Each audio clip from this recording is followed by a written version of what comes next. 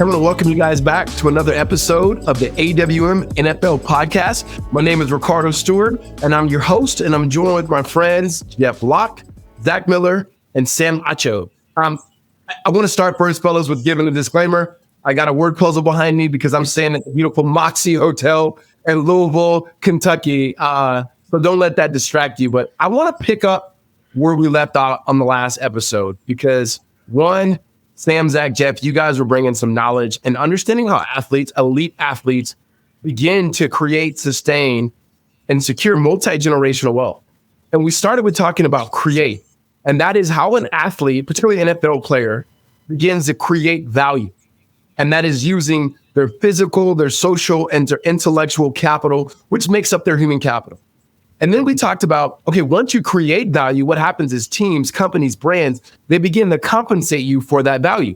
And we used one particular player, Sam, your friend Brock Purdy, and looking at his contract and going, he was able to capture now that value. And now he's got this amazing contract. And there's something that happens when you get to that second contract, third contract in the NFL. You go from being rich to what Chris Rock says is there's a difference between being rich and then being wealthy, meaning now you have life-changing money where you need to understand, how do I hire a team that begins to not just have money managers or, to phrase, a financial advisor? What's beyond that? And that's something called a family office, something that is far more comprehensive than what a broker or a financial advisor can do. It's got way more depth than you can understanding by just hiring an accountant, but it's everything you need to be fully successful in every area of life. And we'll talk more about that. But today, I want to just draw on your guys' expertise financially, your 20 plus years of NFL experience, and really talking about how do we move from create to capture to convert, meaning what matters most is after-tax dollars, and that's the money in my pocket. And so I'm going to start first with you, Jeff. And let's stay on the Purdy contract, because that's pretty relevant. We usually say, in order to have this multi-generational wealth, that's a formula we use, 40, 40, 20. 40% of your money, taxes are going to be gone away to taxes, give or take, depending on what state you're in. 40% you should have save/invest, thinking about giving every dollar you have a job and paying your future self. And then living off 20%. Okay, in Purdy's case, that may be a little different considering he's in California. So how does that break down for him? How does he convert, Jeff? Yeah, so for Mr. Purdy, it's going to be more like a 50, 40, 10, right? Unfortunately, California comes after a lot more of your wages than other states. So we're talking 50%. If you realize this whole $265 million contract, 50%, half of that, gone. Taxes, right? For him, probably spend about 10%, right? Still a lot of money. 10% at 265, you can spend 26 million over the life of this contract. You can do some pretty cool things with 26, right? And then 40% save. This is the important part. This is the part that sets you up, right? After tax dollars going to the priorities you care about. So we're talking 110-ish million if he plays this whole contract out, ready to be used for what he cares about and for his family, their family, going on generations. Pretty good amount. I mean, it's a legit amount. Zach, we hammer you on this because you've been through it, because you didn't, as a player, move beyond an FA and then having a tax team, and there's no integration. And so it's well documented on this podcast that you missed out on tax opportunities of upwards to about $2 million. Okay, now that you're wise and you got your CFP, you're super smart, you're sitting in your office with your helmets behind you, I love it. Can you speak and give us the wisdom of the truth in terms of what does that mean from a tax implication for Purdy, and what possible tax strategies might he take advantage of given his situation? Big contract numbers, big tax numbers. So if you just go to that 50% number, that means Brock's going to pay about $130 million in income taxes. I was there on my second contract too, had to pay a massive amount of money in taxes. So it makes sense to spend a lot of time paying as little as possible on taxes. And there are strategies that do that. There's a lot of strategies that you just won't get if, like in my case, I had an FA, but you're not going to get the advanced strategies that all the wealthy do, all the single family office that work with the billionaires. You can get those strategies, and you should get those strategies as an elite NFL player. And it's a multi-year thing. It's not just a one and done. You have to do it the whole rest of your life. Brock will have to do tax planning the whole rest of his life if he wants to save money on those taxes. And it's not just the income tax. Now we're talking about estate taxes. Now we're talking about managing property taxes. There's a lot of other taxes he's going to have to manage. And then NFL teams don't always do it right. Like the way they calculate where you play and allot the income to those states, that actually starts to matter significantly. It's not just a few $100s, a few $1,000s. It could be millions of dollars that you should save by having your tax team check those things. Same thing now, residency, where you become a resident of, that actually matters massively. A lot of income you can actually keep in your pocket. It always matters how much money ends up in your pocket if you manage your residency property properly. California is always going to want to get as much as they possibly can. So does Brock. Is he in Arizona? Should he be an Arizona resident? Should he go to a state income tax-free state and be a resident there? That's another thing. And then just assume when you make that kind of money, Brock's going to be in the top tax bracket the rest of his life. So all tax planning should be centered around how much money can you take right now and push it out into the future where you can manage that tax bracket even better, manage the income from it. Things like capital gains now matter more than ever. Those investment decisions all have a tax bill. So it has to be proactive and it has to be done right now. It can't wait. I've heard you say this before, Zach, too, is the tax game is not just do it this year. It's how do you save the most amount of taxes throughout your actual career and your life. And then I've also heard you say this before too, Zach, which I think is helpful, is it's not just the tax. When it comes to taxes, it's not necessarily a problem to be solved, but it's a tension to be managed. And how do you take advantage of that? So I'm going to just stay with you real quick, Zach, because this is your area. We talked about taxes. What about given the contract that he was able to capture and now convert, what kind of lifestyle in terms of the way in which he lives can he have potentially, given the money that he's made? Yeah, with that kind of contract, sustainably spending $3 to $4 million a year, that works if you have the right financial structure. If you have the right setup, you're hitting your savings targets, that money's invested in things that now becomes that future passive income.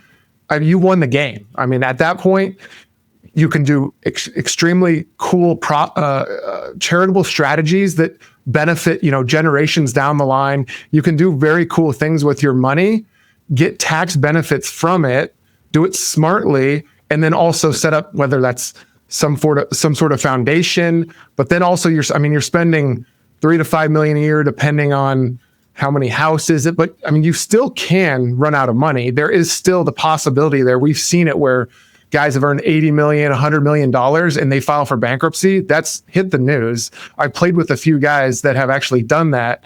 And so it's not like it's a guaranteed win. As long as you manage the money and manage the cash the right way, you have to win the cash flow game and understand there is too much to spend, but for the most part, you get set up the right way. You manage the tax bill. You have the right investments. You can actually spend way more. Brock Purdy can spend way more in his lifetime than just what his contract earned, because that money will grow. And there's no reason, if he's not a billionaire, his team failed him.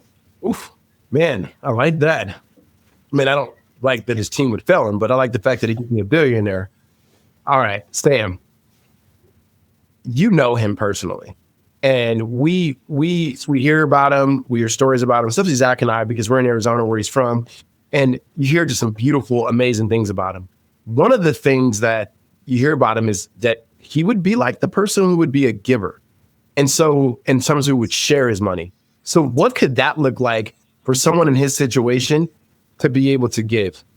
The biggest lesson I learned, Riccardo, even going through this process, is this statement I heard from a teammate of mine, or a guy who I was kind of ahead of me. He said that money is just a magnifier. That's all that it is. And so oftentimes people get these big contracts. It's like, well, what do I do? And what's going to happen? All that's going to happen is going to expand and magnify what you're doing before. Brock is a giver. And so if you're someone who's a giver, and he's strategic as well. So now him and his wife get a chance to be even more strategic when they want to make an impact. So maybe it's an international foundation or a nonprofit, a place like International Justice Mission that's fighting human trafficking. Maybe that's a place they can donate, right? Maybe it's a place more local. When I lived in Chicago, there were some local things we did with me and my teammates in Chicago. But he gets a chance to make an impact. There's also the conversation of maybe he starts a private foundation, which is a little bit more stringent when it comes to some tax laws, but it gives you more freedom as far as who we may want to give to. You talked earlier, Zach, about some of the costs that come with that foundation. And so I think, yes, the number one thing is that money's a magnifier, but the number two is, yes, there's an excitement. Man, I get a chance. Let's say you want to give 10% of what you've been able to earn, right? Let's say you maxed out the whole contract, right? 26 million. Let's say it's after taxes, right? 12 or so million. That's a huge way to make an impact. So there's an excitement there, but also there's an idea of, okay, I want to make sure I'm stewarding this well. And so that's when it comes to this idea of, okay, how do I make sure I'm giving to the right people and giving in the right way and in the right structure? There's also a whole other conversation about family, which you can have down the line. But the biggest lesson that I learned is the fact that money is just a magnifier. And so with this larger contract, it's a bigger opportunity to make a larger impact. So stepping back, elite athletes, one, you are able to create value, capture with the contract. Now we're talking particularly convert. And we like to say there's 4 uses of money. One is taxes, biggest story of your wealth. Zach talked about that. The other one is you can spend your money. In this case, Brock Purdy may have the opportunity to spend $3 to $4 million for the rest of his life. Then you can share your money or give it, which Sam, you just talked about that. And then there's this other one, save/invest. Professor, I saved you for the last, but you're definitely not the least. Speak to of what that could look like for not only Brock Purdy, but someone in his shoes. Yeah, you can't just put $110 million under the mattress and hope it's going to last, 3 to 4. I don't even know what kind of mattress you buy. It'd be a really big mattress, but it's not going to last. That's not how it works. You have to invest the money. Zach mentioned $3 to $4 million a year. That's based on Zach knowing his stuff of investing that money a certain way for the rest of your life to be able to generate that $3 or $4 million a year and sustain it. Right? We're talking possibly 70 plus years just for Brock and his core family, right? Having to make that money last. So in our industry, one of the hidden secrets is most financial advisors do it wrong, right? They go and invest in what they believe is the best investments, and then they tell you, the client, what you can spend. That is not the experience of a family office. Family office, you work with the client. They tell you what they want to do with their money, with their lives, what they envision for their family. And then we go and find the best in-class investments that fit your plan, right? That's save and invest, not the other way around. And a lot of people get it wrong. But when you're at a family office, you deserve the best, and family offices have access to the best investments, which most advisory firms do not have. When you create as an athlete, when you create the value that you've created as an elite athlete, and you're able to capture it with an amazing contract, it's on you to now convert it. And when you convert it, and now you have after-tax dollars, it's on you to be able to find the appropriate team. No one person can set you up for the success financially. You need a team. And uniquely, you need a family office that can do all of the things that these men have been talking about here. And so what is a family office? What does that look like? And what does a family office help you do? And not only living the life that you want to live here, but the life that your kids and your kids' kids want to live. And we're going to pick up on that and talking about how do you continue what you've created, what you've captured, and what you converted. If you have any questions on what we've been talking about, please reach out to us. You can give us a call or you can shoot us a text. The number is 602-321-9347. This has been a production of AWM Capital, the Athlete Family Office. Reach out to the team at athletefamilyoffice.com or by calling or texting 602-989-5022. All opinions expressed by the hosts are solely their own opinions and do not reflect the opinion of AWM Capital. This podcast is for informational purposes only and should not be relied upon in any manner as professional advice or an endorsement of any practices, products, or services. There can be no guarantees or assurances that the views expressed here will be applicable to any particular facts or circumstances and should not be relied upon in any manner. You should consult your own advisors as to legal, business, tax, and other related matters concerning any investment.